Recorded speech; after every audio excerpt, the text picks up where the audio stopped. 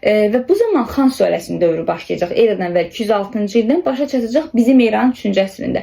Bir də bəzən qarışdırılan yer bilirsiniz hansıdır? Deyir ki, vahid xalqın və vahid dövlətin yaranması. Vahid dövlətin yaranmasını biz götürürük eradan əvvəl 221-ci il, yəni Sin sülaləsinin dövrünə. Vahid xalqın yaranmasını götürəcəyik Xan sülaləsinin dövrünə.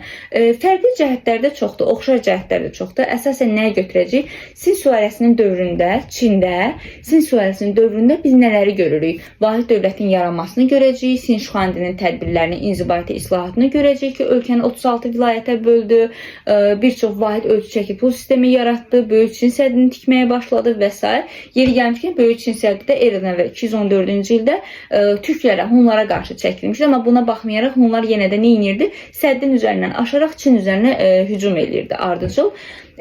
Amma Xan sülaləsinin dövründə bəli, oxşar cəhətlərdən deyəcəm sizə. Ancaq fərqli cəhətlər daha çoxdur. Xan sülaləsinin dövründə bilirsiniz əsas nələrdir?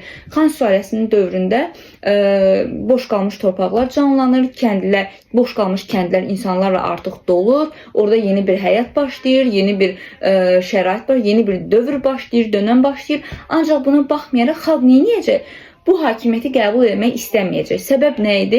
Xalq hakimiyyəti niyə istəməz? Hakimiyyət xalqın belə deyək, ödədiyi vergini artırdığı üçün, Xan sülaləsi vergini artırdığı üçün əhali nə edəcək? Üsyanlar qaldıracaq. Üsyanlar qaldıracaq ki, bu da qırmızı qaşlılar üsyanı, daha sonra sarı sarıqlar üsyanı görəcəyik biz 184-cü ildə. Biz xarici siyasətdə bilirsiniz bir də nə görəcəyik? Görəcəyik Koreya, Vyetnamın işğal olunması, eyni zamanda Asiya Hun dövlətinin şərq hissəsinin ələ keçirilməsi.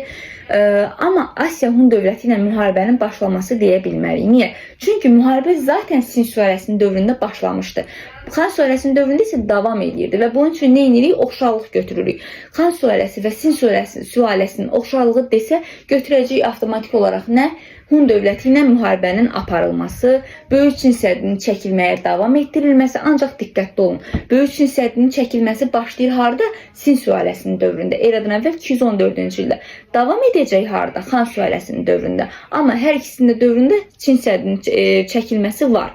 Daha sonra bir də diqqətli oluruq nədə?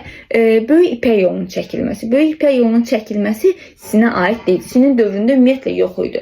İpək yolu başlayacaq Xan sülaləsinin dövründə, eradan əvvəl 2-ci əsrə aiddir bu da. Daha sonra oxşarlıq bir də götürə bilərik 3-cü əsrdə, eradan əvvəl 3-cü əsrdə yaranmasını.